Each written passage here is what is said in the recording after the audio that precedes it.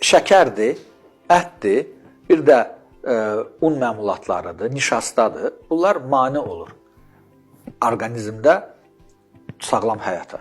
Bunlar imkan verir bir çox mikroblara, bir çox şiş hüceyrələrinə.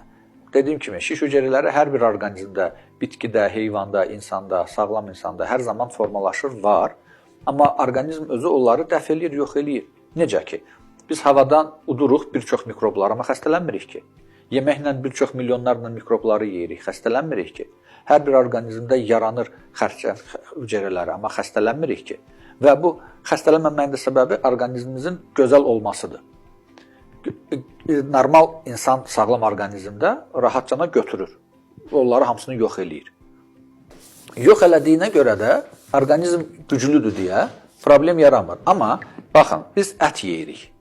Ət bizdə energetik bir yaxşıdır. Yəni fiziki cəhətdən ki, insan fiziki çox iş görürsə, tez bir zamanda bərpa eləməlidir itkilərini. Ət yaxşıdır.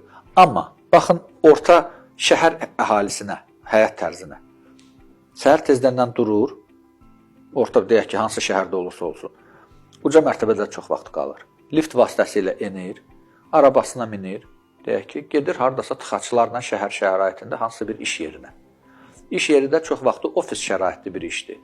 Ya menecerdir, ya idarə rəisidir, ya klerkdir, ya hər nə kimdirsə, ofis şəraitində işləyir, gərgin əməkdir, fiziki yoxdur, amma daha çox zehni, hesabatlar, işlər, söhbətlər və s. Düzdürmü?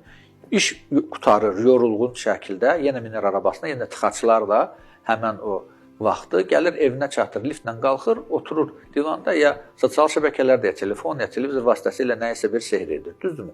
Bax, bu günbəgün təkrar olunan həyat tərzində hərəkətə yer hardadır?